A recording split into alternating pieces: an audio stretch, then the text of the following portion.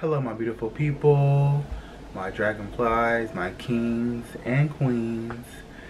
I'm Jai, you do not know.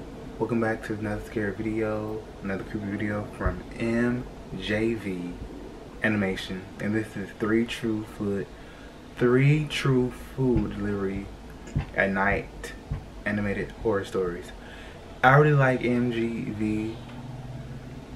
They're very good at illustrating, very good animation, just very good detail, and just awesome person.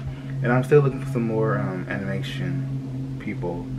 I know there's Wansi and is it Llama Arts? Yeah, and more, but I don't know. Really look at some. Watch some that are very interesting. So sit back, relax, get your snacks, get comfortable, and let's get into the video.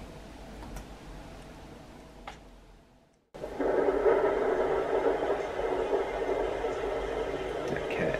I work from home for a cybersecurity company, which really isn't as interesting as it might sound. I have to be online overnight from 10 to 6, scrolling through files full of code to see if anything is a possible threat.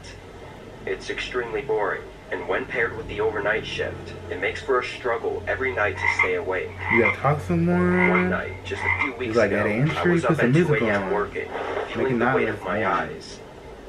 I pushed through the sleepiness for a while, checking my phone over and over, hoping the time had somehow skipped forward. At 2:40 though, I took a break and decided to order some food to get myself some fuel for the remaining 3 hours of my shift.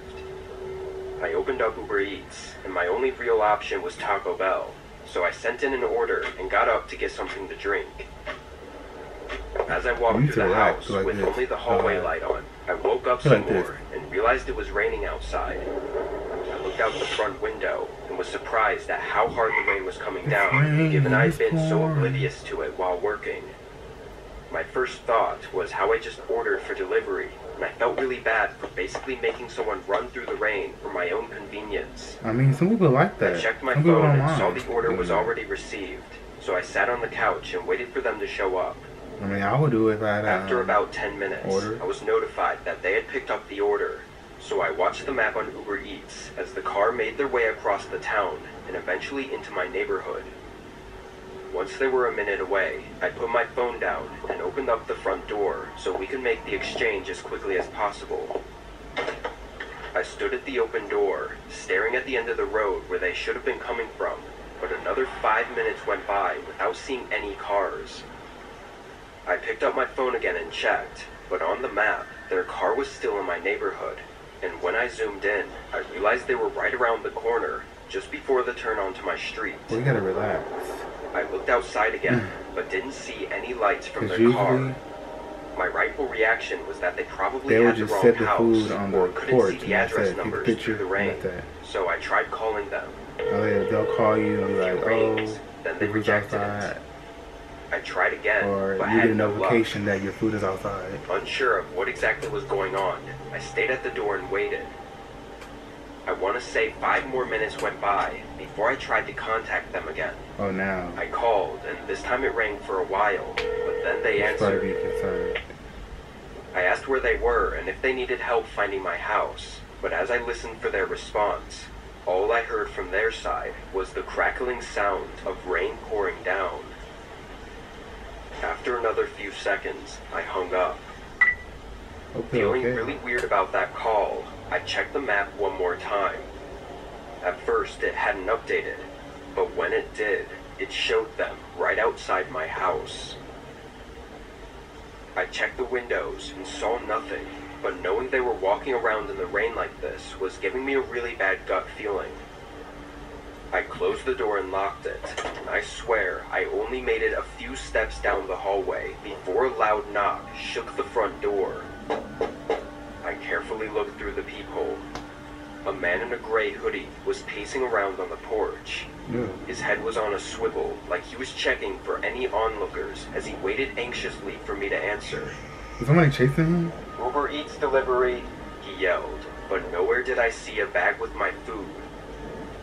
I stayed in place, not answering or making any sounds. The man got increasingly more hectic with his movements and called out several more times. Then, he suddenly pressed himself up against the door, blocking my view as I heard a few dull scrapes on the wood, before he quickly ran to the side of my house and disappeared in the rain. What are you doing, Rito? In the rain?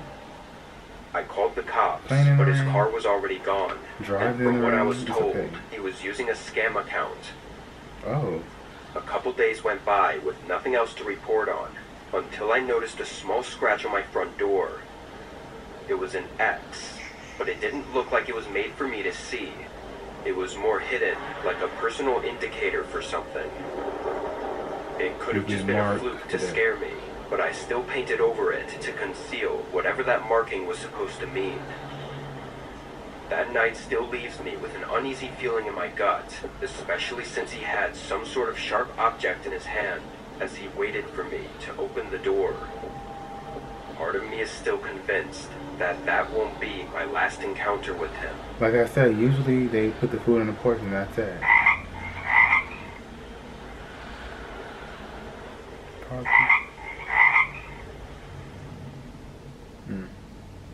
Lane.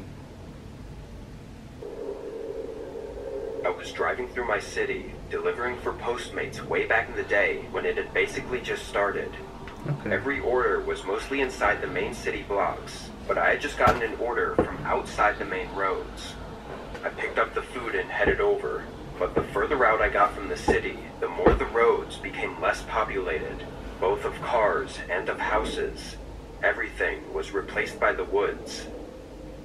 I'd been out this way before, but only when leaving town. I didn't even know there were houses out here. I drove until the GPS told me to turn down a gravel road, which was almost unnoticeable. There were no lights, aside from the dim ones coming from my old car as I made my way down this thin path through the woods. It was much longer than I expected, taking a whole minute to reach the house. Nope. To be honest, it was what I assumed it would look like due to its isolated location in the woods. It was aged and almost entirely made of wood, having vines growing up the outside of the house. There were a few lights on inside, shining through the windows, but if there hadn't been, then I probably would have thought twice about approaching it. I checked the bag for everything, then went up to the front door. I pressed the doorbell, which didn't really work, so I had to knock as well. As soon as my hand hit the door, though, it creaked open. Cautiously, I opened it a little further and called out, "I have an order here from Postmates." A moment later, I called out again, "Anybody home?" Boy, leave the food There were no though. sounds coming from inside, but all of the lights I could see were on, and through the crack in the doorway, I could see a TV in the living room. It was playing, but was muted. I don't know how else to really explain my thoughts, but the vibes were just off, and I knew something was wrong about this. I turned and went back to my car, getting in and starting to do a U-turn. Right away, I felt a problem. The steering was stiff, and my car was struggling to move through the gravel, feeling extremely bumpy and jittery. Did they flatten your I got tires? out, and my face went cold when I saw that my front tire was flat. I then moved my eyes over to the other tires, and every one of them was flat as well. Not just a little deflated, but completely flattened. My stomach dropped, instantly knowing this was a purposeful Get in your act. car, lock the doors, call the police. In that moment, my mind was everywhere. What terrified me was that I didn't know whether someone put something on the path, or if someone had come up while I was at the house and done it behind my back. Either way, the only thing I knew was that someone was out here with me, way out in the woods, in the middle of Get in nowhere. your car, my boy. I got back inside my car and Locked locked the doors, trying to call 911, but had no connection. As I ran through my few options, I saw a light in the house flicker, and the front door opened wider, revealing a man in the doorway. Without any hesitation, he started walking quickly over to my car. I didn't second-guess myself this time, putting it in drive and forcing my car through the gravel. In the mirror, I saw the man stop and stare at my car. You know you wrong. Once I was on the main road, I took it more carefully, driving slow to keep from damaging my car until I got enough signal to call 911. But what unfolded afterwards was equally as terrifying. That house was owned and lived in by a single mother with 2 kids, all of which said they were at the house sleeping in their rooms at the time I claim this happened at. They never ordered anything, or saw any man, or even found anything missing in their home. I don't know if they were in on it somehow, or if they were just as much a victim as I was. Why the man ordered food to the house and slashed my tires still doesn't make sense to me though. The only thing I've thought of is that maybe he was planning to do something horrible to that family, and I was going to be set up somehow to take the fall for it, due to my presence at the property at the exact time it would have been committed. It may be a stretch, but if that's true, then me getting away might have saved more lives than just my own. I'm so confused.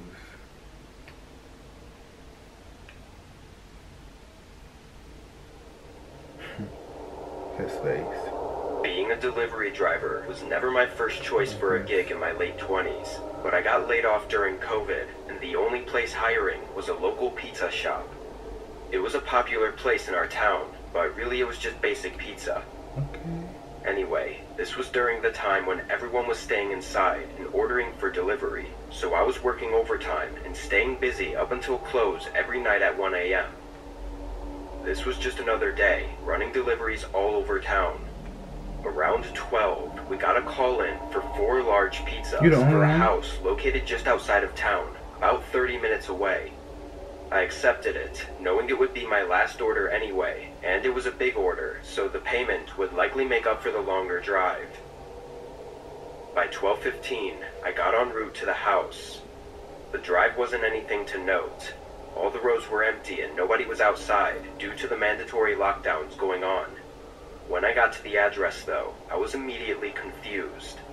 There was a driveway with a large open gate, looking like it belonged to a large mansion of some kind, but if you have an hour this week, you can... Nothing.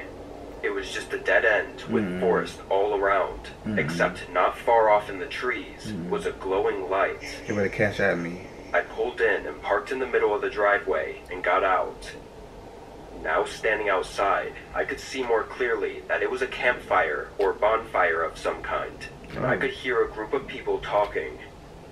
After a moment, a figure stepped in front of the glowing light from the fire and waved at me, like he was inviting me to bring over the pizzas. Why do they like that? It goes without saying that this was not normal in any way, but seeing them wave me over and hearing the group of people gave me more than enough reason to believe it was just a bunch of college kids hanging out. I mean, they did order 4 large pizzas, so it all just added up in my head. I got the pizzas from the back seat and left the headlights on as I started walking off the driveway and into the trees. A few more people showed up in the light as I got closer, all watching me walk toward them. When I reached the bonfire, there was half a dozen more people standing and sitting in the area. Could somebody at least come and meet me halfway? None of them seemed happy that the pizza was here, and there was nothing else around in the yard. No beer bottles or drinks of any kind. No music players, no games. Just a bunch of people hanging around a bonfire. I stood on the edge of the site and kind of just held the pizzas up awkwardly, hoping one of them would come up to take them and pay. A second later, a man walked over and took the boxes, handing them off to someone else. Oh, yes, but... The whole eerie feeling of this place was getting to me, making me more uncomfortable with every second that passed. 180, please. Before I could even ask for payment, though, I heard some footsteps approaching, and from the forest, several more people came in toward the bonfire. There were at least a dozen of them now, all looking at me and not saying anything. I'd never once left without payment, but this situation literally had me shaking. I quickly turned around and started walking back to my car. I looked back a couple times, seeing them still standing by the fire and not hearing any of them speaking. Weirdos. As I exited the tree line, though, my heart almost stopped as 2 figures sprinted away from behind my car. They went straight into the forest and disappeared past the headlights. I didn't even check my car for anything missing. I just got in and backed out, speeding down the road to get as far from there as possible. Once I made it back to the shop, I told my manager of the strange situation. Thankfully, he understood and even tried calling the number they used to place the order, but they declined to answer. After a bit of discussion, I ended up calling the police to have them check up on the group's suspicious behavior. It had been less than an hour since I was there, but when the police arrived, the only sign of them was the bonfire still burning, but left unattended. People is crazy. What really happened that night is unknown, and as far as I can see, it will likely remain that way. They wanted you to join a cult.